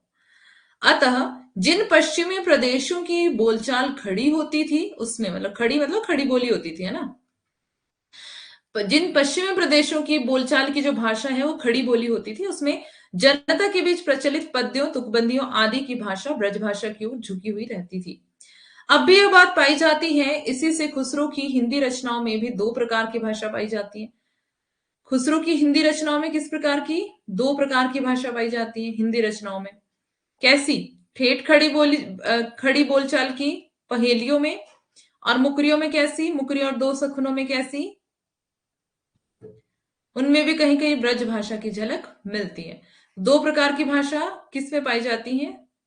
खुसरो में, और विद्यापति में भी पाई जाती है, वो हम आगे देखेंगे, ठीक है। पर गीतों और दोहों की भाषा ब्रज या मुख्य प्रचलित काव्य भाषा ही है। गीत और दोहे किसमें लिखे? उन्होंने ब्रज में ही लिखे हैं। यही ब्रजभाषापन देख उर्दू साहित्य के इतिहास लेखक प्रोफेसर आजाद को यह भ्रम हुआ था कि ब्रजभाषा से खड़ी बोली अर्थात उसका अरबी फारसी ग्रस्त रूप उर्दू निकल पड़ी। तो खड़ी बोली क्या बता रहे हैं? खड़ी बोली का जो एक्चुअल क्या है खड़ी बोली? अरबी फारसी ग्रस्त उर्दू रूप है ना। उर्दू उर्दू है और इसमें अरबी फारसी भी है। उर्दू प्लस अरबी फारसी, मतलब उर्दू रूप है। अरबी अरबी उर्दू एक ही बात है ना। फारसी भी एक ही बात है। तो ये सारी मिली जुली को क्या कह दिया? खड़ी बोली। ब्रजभाषा से खड़ी बोली निकल पड़ी। तो इनको भ्रम हुआ कि ब्रजभाषा से ही खड़ी बोली का उदय हुआ। खुसरो के नाम पर संग्रहित पहेलियां कुछ प्रक्षिप्त और पीछे की जोड़ी पहेलियां भी मिल गई हैं, इसमें संदेह नहीं। उदाहरण के लिए हुक्के वाली पहेली लीजिए। इतिहास प्रसिद्ध बात है कि तंबाकू का प्रचार हिंदुस्तान में जहांगीर के समय से हुआ। तो तंबाकू का प्रचार कब हुआ था हिंदुस्तान में? जहांगीर के समय से। हो सकता है ये क्वेश्चन पूछ लिया जाए, वैसे ये हिस्ट्री का क्वेश्चन है, हमें पूछा नहीं जाता, बट ध्यान रखना। ठीक है। उसकी पहली गोदाम अंग्रेजों की सूरत वाली कोठी थी, जिसमें तंबाकू का एक नाम ही सूरती या सुरती पड़ गया। इस प्रकार भाषा के संबंध में भी संदेह किया जा सकता है कि वह दीर्घ मुख परंपरा के बीच कुछ बदल गई होगी, है ना। जैसे सूरती और सुरती, तो मीनिंग मतलब है ही क्या, इसमें थोड़ा थोड़ा फर्क है मात्राओं का, बस, है ना। तो सूरत वाली कोठी थी, सूरत वाली कोठी, और सुरती का नाम, सुरती किसको कहा गया? तंबाकू को। तो ये बता रहे हैं कि हो सकता है कि मात्राओं में हेरफेर के कारण शब्दों का मीनिंग चेंज हो जाता है ना, अगर मात्रा में थोड़ा गड़बड़ हो जाए तो इसलिए बहुत ध्यान से हमें प्रोनाउंसिएशन करना पड़ता है ना। इसी प्रकार भाषा के संबंध में भी संदेह किया जा सकता है कि वह दीर्घ मुख परंपरा के बीच कुछ बदल गई होगी। दीर्घ मुख परंपरा मतलब या तो बड़े ऊ की मात्रा, बड़ी ई की मात्रा ऐसे चेंज हो जाती है, फिर जैसे अलग गलत मात्रा लगाएंगे तो भाषा अपने आप ही चेंज हो जाएगी। उसका पुरानापन कुछ निकल गया होगा। आगे है, किसी अंश तक यह बात हो सकती है, पर साथ ही यह भी निश्चित है कि उसका ढांचा कवियों और चारणों द्वारा व्यवहृत प्रकृति की रूढ़ियों से जकड़ी काव्य भाषा से भिन्न था। प्रश्न यह उठता है कि क्या उस समय तक भाषा घिसकर इतनी चिकनी हो गई थी जितनी पहेलियों में मिलती है? क्या बता रहे हैं कि क्या क्या प्रश्न उठता है कि क्या उस समय तक भाषा घिसकर इतनी अच्छी हो गई थी, इतनी चिकनी हो गई थी जितनी पहेलियों में, खुसरो की पहेलियों में मिलती है? खुसरो के प्राय 200 वर्ष पीछे, 200 वर्ष बाद की लिखी जो कबीर की वाणी की हस्तलिखित प्रति मिली है, उसकी भाषा कुछ पंजाबी लिए राजस्थानी है। तो अब खुसरो के कितने साल बाद? 200 साल बाद कौन आते हैं? 200 साल बाद कबीर की वाणी, कबीर की बात कर रहे हैं, और कबीर की हस्तलिखित प्रति है, हाथों से लिखते थे ना कबीर। तो यहां बता रहे हैं हस्तलिखित प्रति मिली है, उसकी भाषा कुछ पंजाबी, मतलब उसकी भाषा कैसी है, क्योंकि शुक्ल ने ही कहा है कि वो पढ़े लिखे नहीं थे, और वो खुद भी कहते हैं कि मसी कागज छुयो नहीं कलम कही नहीं हाथ। तो मसी जो है वो स्याही है, और कागज मतलब कागज, है ना। कलम का कलम ही है। तो मतलब वो खुद ही बता रहे हैं मसी कागज छुयो नहीं कलम गही नहीं हाथ ना, मतलब मैंने कभी कागज छुआ है ना स्याही, ना कभी कलम हाथ में पकड़ी है। फिर भी वो लिखते थे, है ना, मतलब इंटेलिजेंट थे। तो ये उनकी भाषा के बारे में बात कर रहे हैं कि उनकी पंजाबी, राजस्थानी, पर इसमें पुराने नमूने अधिक हैं, जैसे सप्तमी विभक्ति के रूप में ई, घरी घर में, चला, समाया के स्थान पर चलिया या चल्या या समाया। ये थोड़ा थोड़ा मतलब फर्क, यहाँ पे मात्राओं का फर्क बता रहे हैं कि इतना सही फर्क है मात्राओं का। और ऐसे ऐसे करके भाषा जो है वो बदलती जाती, चेंज होती जाती है। उनई आई के स्थान पर उनमी भी आई, झुक आई, इसका मीनिंग क्या होगा? झुक आई इत्यादि है। यह बात कुछ उलझन की अवश्य है, पर विचार करने पर यह अनुमान दृढ़ हो जाता है कि खुसरो के समय में इठ, बसिठ आदि रूप, ईठ, बसीठ, मतलब कि मात्राएं, कभी कहीं बड़ी ई की मात्रा, कभी बड़े ऊ की मात्रा, तो इस तरह से प्रोनाउंसिएशन में थोड़ा सा चेंज हो जाने के कारण भाषा बदलती जाती है। अतः पुराने प्रत्यय आदि भी क्या बता रहे हैं? बोलचाल से बहुत कुछ उठ गए थे। यदि चलिया, मारिया आदि पुराने रूप रखे तो पहेलियों के छंद टूट जाएंगे। आगे है,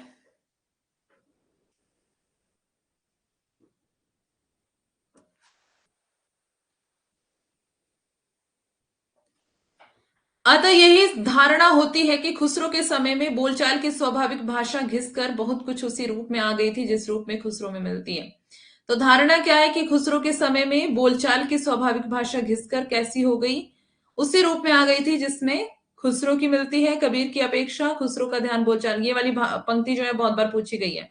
ये वाली पंक्ति को नोट करें जल्दी से। यहां से लेकर कबीर की अपेक्षा, कबीर की अपेक्षा खुसरो का ध्यान बोलचाल की भाषा की ओर अधिक था। तो मतलब कबीर का उतना ध्यान नहीं था बोलचाल की भाषा पर, लेकिन खुसरो का ध्यान कहां पर था? बोलचाल की भाषा में, है ना। क्योंकि जनता जो किसको पसंद करती है? बोलचाल की भाषा को, जो उनको इजीली समझ आ जाए, तभी तो लोकप्रिय हो जाएगी ना उनकी रचनाएं, जब जनता को समझ आएगा। अगर जनता को समझ नहीं आएगा तो कुछ भी लोकप्रिय नहीं होगा। तो यहां बता रहे हैं उसी प्रकार जैसे अंग्रेजों का ध्यान बोलचाल की भाषा की ओर अधिक रहता है। तो ये यहां तक पंक्ति पूछी गई है और पूछा गया है कि ये कथन किसका है। तो शुक्ल ने ये कथन कहा है। वैसे ध्यान दे देंगे कि कबीर और खुसरो को, दोनों को तुलनात्मक जो अध्ययन करते हुए शुक्ल ये बात कह रहे हैं। उसी प्रकार जैसे अंग्रेजों का ध्यान बोलचाल की भाषा की ओर अधिक रहता है, मतलब अंग्रेजों का ध्यान भी किस में रहता है? बोलचाल की भाषाओं में। आगे है खुसरो का लक्ष्य जनता का मनोरंजन था। मतलब खुसरो सिर्फ यही चाहते थे कि जनता का मनोरंजन किया जाए। पर कबीर धर्म उपदेशक थे, और कबीर जो है वो क्या करते थे? धर्म के उपदेश देते थे, है ना। उनको सिर्फ धार्मिकता फैलानी थी, और खुसरो को क्या करना था? जनता का मनोरंजन करना था, जनता को खुश करना था, आनंदित करना था। अतः उसकी बानी पोथियों की भाषा का कुछ सहारा कुछ ना कुछ खुसरो की अपेक्षा अधिक लिए हुए थी। उनकी बानी, सॉरी, उनकी बानी पोथियों की भाषा, उनकी बानी पोथियों की भाषा का सहारा कुछ ना कुछ खुसरो की अपेक्षा अधिक लिए हुए थी। तो मतलब उनकी भाषा की यहाँ पर बात कर रहे हैं। नीचे खुसरो की कुछ पहेलियां, दोहे और गीत दिए जाते हैं। एक थाल मोती से भरा, सबके सिर पर औंधा धरा, चारों ओर वह थाली फिरे, मोती उससे एक ना गिरे। तो ये किसके लिए? ये खुसरो की पहेली है। और ये एक थाल मोती से भरा किसको कह रहे हैं? आसमान को कह रहे हैं कि एक थाल जो है वो मोतियों से भरा है। मोती किसको कह रहे हैं? ये मोती किसको कह रहे हैं? तारों को, है ना। सबके सिर पर औंधा धरा, सबके सिर पर है वो, चारों ओर वो थाली फिरे और मोती उससे एक न गिरे। मतलब कि कोई भी तारे की बात कर रहे हैं कि कोई भी तारा उससे गिरता नहीं है। आकाश, तारे गिर जाते हैं वैसे, बस ये पहेली है, ठीक है। एक नार ने अचरज किया, सांप मारे पिंजरे में दिया, जो जो सांप ताल को खाए, सूखे ताल सांप मर जाए। तो क्या बता रहे हैं यहां पर? दिया और बाती की बात कर रहे हैं, है ना। दिया जलता है, उसमें बाती होती है, तो क्या होता है? खत्म होता रहे से, उसमें से, और क्या हो जाता है? सांप हमारे पिंजरे में दिया, जो जो सांप ताल को खाए। अब क्या हो रहा है? जो बाती है वो ताल को, तेल को खत्म कर रही है, तेल को चूस रही है, तेल को खा रही है। और ताल सूख गया, यानी कि दिया सूख गया। अगर ताल किसको कहा? दिया। दिया सूख गया तो सांप भी मर गया। सांप किसको कह दिया इन्होंने? बाती को, है ना। तो ये इसको सांप का नाम दे दिया। तो दिया और बाती इसका आंसर है। एक नार दो को ले बैठी, टेढ़ी होके बिल में बैठी, जिसके बैठे उसे उसे सुहाए, खुसरो उसके बले बले जाए। पजामे की बात कर रहे हैं। अरत तो इसका बूझेगा, मुंह देखो तो सूझेगा। ये दर्पण यानी कि शीशे की बात कर रहे हैं। अंकिता हाथ जोड़ रही है, क्या हो गया? टाइम हो गया आपका? आपकी मैम तो छुट्टी पर है आज। आपकी प्रियंका मैम तो छुट्टी पर है। आपकी प्रियंका मैम बुआ बन गई है कल।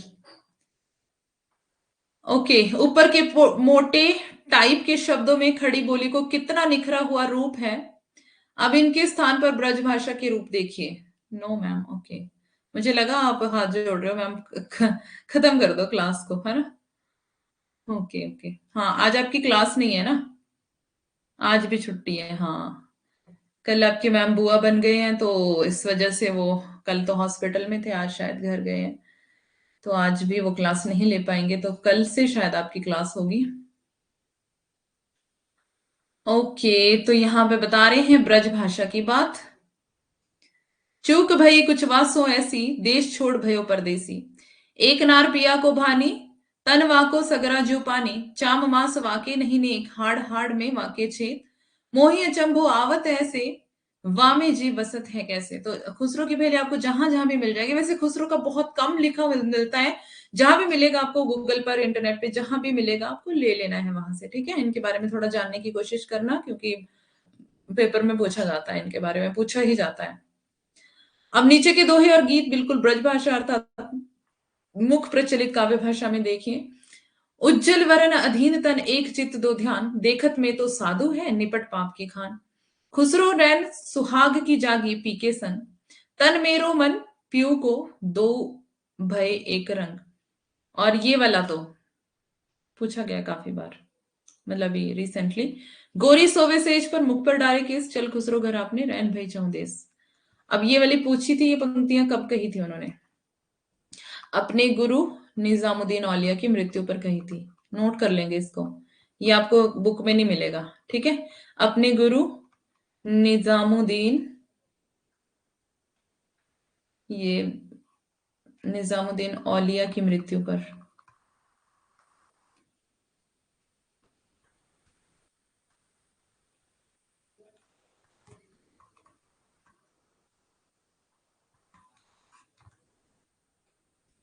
ये पंक्तियां, ठीक है।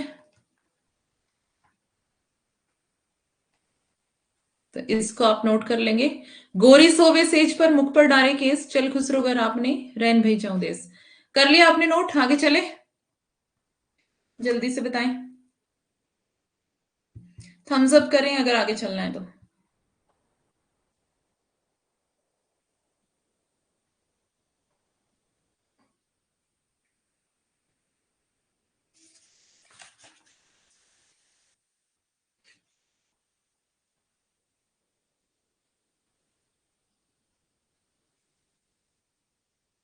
ओके, आगे है मोरा जोबना नवेलरा भयो है गुलाल। ये भी बहुत बार पूछी गई है, ये पंक्ति खुसरो की है ना, खुसरो के नाम पे पूछी गई है। कैसे गर दीनी वकस मोरी माल, सूनी से जुडरावन लागे, ये भी उन्होंने निजामुद्दीन औलिया के लिए ही कहा है। सूनी से जुडरावन लागे, कब इनको डर लग रहा था उस सेज को देख करके? जब उनकी डेड बॉडी, उनके गुरु की जो जब डेड बॉडी वहां पर पड़ी हुई थी, है ना। तो यहाँ पे बता रहे सूनी से रावण लागे बिरहा अगिने, बिरह बिरह में तभी थे, ये दुख में थे, बहुत ज्यादा व्याकुलता में थे जब इनके गुरु की डेथ हुई थी। अगिन वही डस डस जाए, तो इनकी भी बाद में मृत्यु हो गई थी थोड़े टाइम के बाद, जब इनके गुरु की, मतलब इनको बहुत बड़ा झटका लग गया था अपने गुरु की मृत्यु का, तो इस वजह से इनकी भी बाद में मृत्यु हो गई थी। तो थोड़े टाइम के बाद ये भी चल बसे थे। हजरत निजामुद्दीन चिश्ती जर्जरी बख्श पीर, ये देखो हजरत निजामुद्दीन की बात कर रहे हैं यहाँ पर, है ना, निजामुद्दीन औलिया। जोई जोई ध्यावे तेई तेई फल पावे, मेरे मन की मुराद भर दीजिए अमीर, ठीक है। ये सारी ध्यान रख लेना, बस ऐसे ही, ये वाले तो ज्यादा इंपॉर्टेंट नहीं है, बस ऐसे ध्यान रख लेना कि ये खुसरो की पंक्तियां हैं सारी। इसके बाद क्या है यहाँ पर? जेहाल मिसकी मकुन तगाफुल दुराए नैना बनाए बतियां, की बात की ताबे हिजरा नदार में जा, ना ले हुका ही लगाए छतिया। शबाने हिजरा दराज चूं जुल्फ व रोजे वसलत चूं उम्र कोतह सखी, पिया को जो मैं ना देखूं तो कैसे काटूं अंधेरी रतियां। तो अगर आपको ये लैंग्वेज समझ में आती होगी तो आप इसको समझ पाएंगे बहुत अच्छे से। जबान दराज है, मतलब बहुत लंबी जबान है। इसका मैंने थोड़ा थोड़ा बुक पर लिखा हुआ है, क्योंकि मुझे भी ये वाली लैंग्वेज नहीं आती है। तगाफुल होता है इग्नोर करना, कि अगर कुछ ऐसा है इसका मीनिंग कि अगर तुम मुझे इग्नोर करोगे, मतलब ये कुछ आशिकी वाली यहाँ पर बात चल रही है ना। तगाफुल होता है इग्नोर करना। अ, और आंखें फेर कर बातें बना रहा है महबूब की, अभी समय नहीं है मेरे पास। जो ये वाली पंक्ति है, इसकी बात हो रही है कि आंखें फेर कर ये बातें बना रहे हैं, यानी कि इग्नोर करके बातें बना रहे हैं कि मेरे पास तुम्हारे लिए अभी समय नहीं है, है ना। ये भी खुसरो की पंक्तियां हैं, इंपॉर्टेंट है ना। तो ये बता रहे हैं कि मेरे हाल को देखो। शबान हिजरा दराज चू जुल्फ व रोजे वसलत चू उम्र को था। ये बता रहे हैं कि मतलब मेरी मेरी हालत बहुत खराब है, और तो मेरी हालत को देखो और मुझे इग्नोर मत करो तुम, है ना। तो ये उर्दू में है। और ठीक है, बाकी यहाँ पर केशों की बात हो रही है, जुल्फों की बात हो रही है, ये बस परमात्मा से रिलेटेड वहीं पर बात पहुंच जाती है, आत्मा परमात्मा, है ना। सखी पिया को जो मैं ना देखूं तो कैसे काटूं, अंधेरी रहती है कि अगर, मतलब कैसे अंधेरी रात को मैं काटूं। तो मतलब ये सारी किससे संबंधित हो जाती है, परमात्मा से।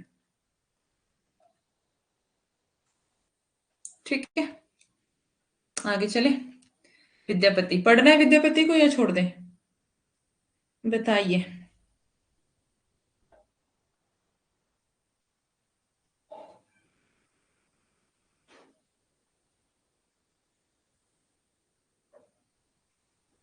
हिज्र की, अच्छा।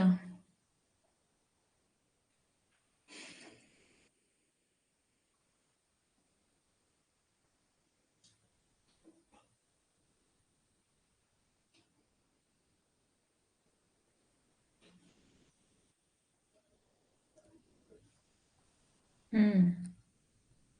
विद्यापति, विद्यापति को खत्म करके चलते हैं, हमारा ये खत्म ही हो जाएगा। खाना बनाना है, ओह। अच्छा, थोड़ा सा पढ़ लेते हैं ना, फिर बना लेना, ठीक है। विद्यापति थोड़ा सा ही रह गया बेटा।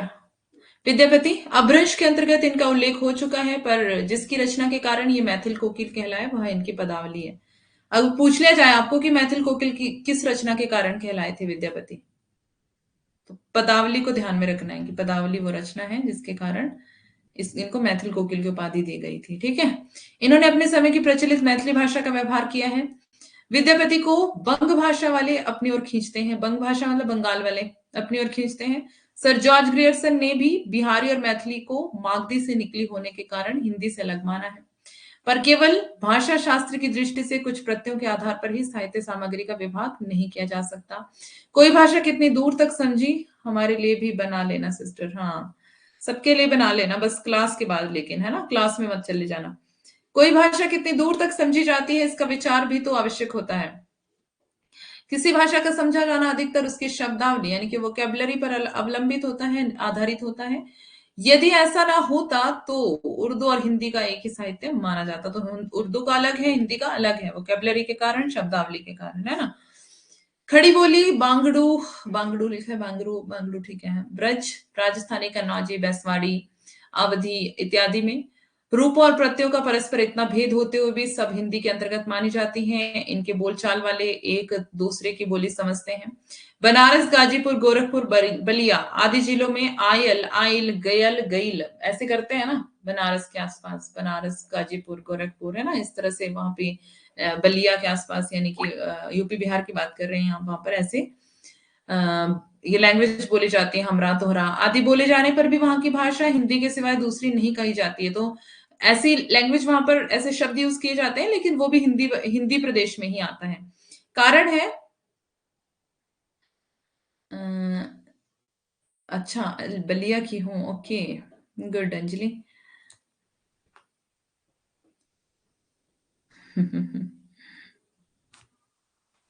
ओके, हिंदी के सिवा दूसरी नहीं कही जा सकती, कारण है शब्दावली की एकता। अतः जिस प्रकार हिंदी साहित्य बीसल देवरासो पर अपना अधिकार रखता है, उसी प्रकार विद्यापति की पदावली पर भी बीसल देवरासो, हिंदी साहित्य बीसल देवरासो पर अधिकार रखता है, विद्यापति की पदावली पर भी रखता है। ओके, विद्यापति के पद अधिकतर श्रृंगार के ही हैं, ध्यान रखेंगे। पूछा जाए आपको कि विद्यापति ने ज्यादातर पद कैसे लिखे, श्रृंगार के, जिनमें नायिका और नायक राधा कृष्ण है। इनके नायक और नायिका कौन है, राधा कृष्ण। इन पदों की रचना जयदेव के गीत काव्य के अनुकरण पर ही शायद की गई हो। तो सबसे पहले कृष्ण भक्ति में रचनाएं किसने की थी, अगर आपको ये वाला सवाल कुछ घुमा फिरा के पूछा जा सकता है, क्योंकि ये पूछा गया था राजस्थान असिस्टेंट प्रोफेसर में शायद ये वाला सवाल, तो इसलिए आपको थोड़ा सा मैं इसको क्लियर कर देती हूँ। सबसे पहले जो शुरुआत हुई है कृष्ण गीति काव्य या फिर कृष्ण काव्य की, तो वो कहाँ से हुई है, जयदेव से हुई है, ठीक है, जयदेव। अब बहुत सारे लोग सूरदास पे चले गए थे इस क्वेश्चन को लेकर, तो सूरदास तो बहुत बाद में है, जयदेव पहले है, उसके बाद विद्यापति है, और उसके बाद बाकी, ठीक है। तो जयदेव सबसे पहले। इन पदों की रचना जयदेव की गीति काव्य के अनुकरण पर ही शायद की गई हो। इनका माधुर्य अद्भुत है। विद्यापति शैव थे, ये भी आपको याद रखना है ना, शैव थे ये, शिव को मानते थे। उन्होंने इन पदों की रचना श्रृंगार काव्य की दृष्टि से की है, भक्त के रूप में नहीं की है। श्रृंगारी काव्य, मैंने बताया था ना, श्रृंगारी काव्य और भक्ति जो काव्य है उनमें क्या डिफरेंस होता है।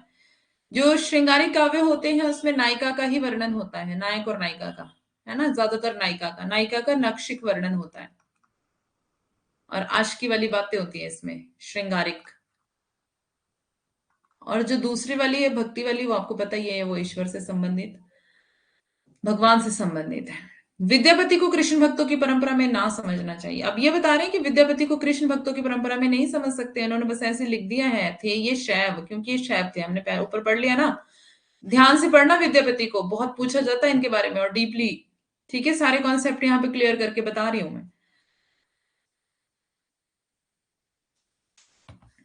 तो यहाँ पे बता रहे हैं कि विद्यापति को, शुक्ल बोल रहे हैं, विद्यापति को कृष्ण भक्तों की परंपरा में नहीं समझना चाहिए क्योंकि ये शैव थे। अब ये वाली पंक्ति तो बहुत बार आपने देखी होगी एग्जाम में, अगर आपने प्रीवियस ईयर के एग्जाम पेपर सॉल्व किए होंगे। मोस्ट इंपॉर्टेंट, बहुत बार पूछा गया है। आध्यात्मिक रंग के चश्मे आजकल बहुत सस्ते हो गए हैं, उन्हें चढ़ाकर जैसे कुछ लोगों ने गीत गोविंद के पदों को आध्यात्मिक संकेत बताया। गीत गोविंद किसकी थी?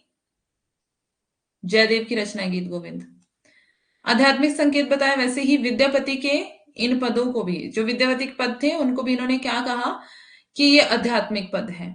सूर आदि कृष्ण भक्तों के श्रृंगारिक पदों की भी ऐसे लोग आध्यात्मिक व्याख्या चाहते हैं। तो मतलब इन्होंने आध्यात्मिक नहीं लिखा है, सूरदास ने भी आध्यात्मिक नहीं लिखा है, उन्होंने भी नायक नायिका का वर्णन यानी राधा कृष्ण का ही वर्णन किया है, उन्हीं के सौंदर्य का वर्णन किया हुआ है बस, कपल के रूप में, है ना।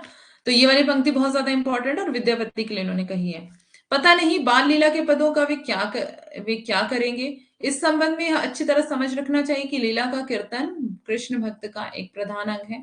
जिस रूप में लीलाएं वर्णित है उसी रूप में उनका ग्रहण हुआ है और उसी रूप में वे गोलोक में नित्य मानी गई हैं, जहां वृंदावन, यमुना, निकुंज, कदम्ब, सखा, गोपिका इत्यादि सभी नित्य रूप में हैं। इन लीलाओं का दूसरा अर्थ निकालने की आवश्यकता नहीं है।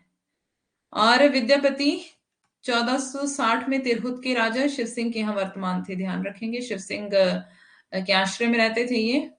इनके दो पद यहाँ पे दिए गए हैं, सरस बसंत समय भल पावली।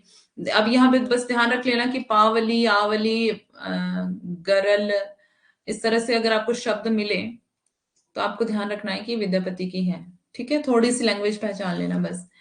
काली, कहल, रहल, इस तरह से आपको शब्द मिलेंगे। सूतल, देखो यहाँ पे लिखा साइल, इस तरह के गावल, इस तरह के अगर आपको मिलते हैं शब्द तो आपको ध्यान देना है वहां पर कि विद्यापति की पंक्तियां हैं। तो थोड़ा सा इसको देख लेना और विद्यापति की पंक्तियों को आप पहचानने वाले हो जाएंगे। मोटे हिसाब से वीरगाथा काल महाराज हमीर के समय तक ही समझना चाहिए। उसके उपरांत मुसलमानों का साम्राज्य भारत में स्थिर हो गया और हिंदू राजाओं को ना तो आपस में लड़ने का उतना उत्साह रहा, ना मुसलमानों से। जनता की चित्तवृत्ति बदलने लगी और विचारधारा दूसरी ओर चली। मुसलमानों के ना जमने तक तो उन्हें हटाकर अपने धर्म की रक्षा का वीर प्रयत्न होता रहा, पर मुसलमानों के जम जाने पर अपने धर्म के उस व्यापक और हृदय ग्राह्य रूप के प्रचार की ओर ध्यान हुआ, जो सारी जनता को आकर्षित रखे और धर्म से विचलित ना होने दे। इस प्रकार स्थिति के साथ ही साथ भावों और विचारों में भी परिवर्तन हो गया, पर इससे यह ना समझना चाहिए कि हमीर के पीछे किसी, कहा गया, समय समय पर इस प्रकार के अनेक काव्य लिखे गए। जी, यहाँ पर थी मैं। पर इससे यह ना समझना चाहिए कि हमीर के पीछे किसी वीर काव्य में रचना ही नहीं हुई थी। मतलब वीर काव्य पहले भी लिखे जा रहे थे, ऐसा नहीं था कि कोई स्पेशल उसी समय में लिखे जा रहे थे, उससे पहले भी वीर काव्य लिखे जा रहे थे। समय समय पर इस प्रकार के अनेक काव्य लिखे गए। हिंदी साहित्य के इतिहास की एक विशेषता यह भी रही है कि यह विशिष्ट काल में किसी रूप की जो काव्य सरिता वेग में प्रवाहित हुई, वह यद्यपि आगे चलकर मंद गति से बहने लगी। मंद गति से मतलब स्लोली स्लोली, पर 900 वर्षों के हिंदी साहित्य के इतिहास में हम उसे कभी सर्वथा सुखी हुई नहीं पाते। तो 900 साल का इतिहास लिखा है इन्होंने, शुक्ल ने, हिंदी जो हम बुक पढ़ रहे हैं। ठीक है, ये भी पूछा जाता है प्रश्न। 900 साल का इतिहास, कितने साल का? 900। जो ये हिंदी साहित्य का इतिहास रामचंद्र शुक्ल वाली बुक है ना, इसकी बात हो रही है।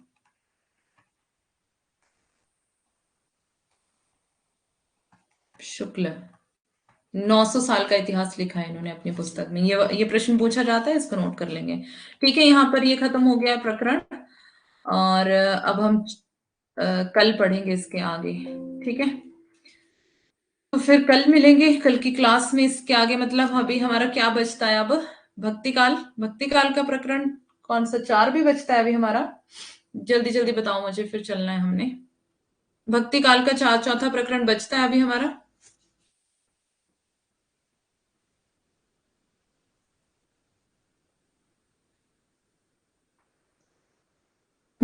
Welcome, most welcome. भक्ति काल का, thank you so much ma'am ji. Okay, most welcome, thank you ma'am, today nice class और बहुत नॉलेज मिली एग्जाम के लिए। Okay, welcome. ठीक है, कल के लिए मुझे बताएं अभी आप जल्दी से। कल भक्ति काल का चौथा प्रकरण थोड़ा सा रह गया है, उसको करेंगे। ठीक है, रह गया है ना? और उसके बाद हम आगे चलेंगे 5वें प्रकरण पर। तो फिर मिलते हैं कल की क्लास में। और आपको यूट्यूब क्लास मंडे के लिए आपको एमसीक्यूज की तैयारी करनी है। Class is awesome. Okay, thank you very much. तो सबको बाय बाय, टेक केयर। मिलते हैं कल की क्लास में। Bye bye.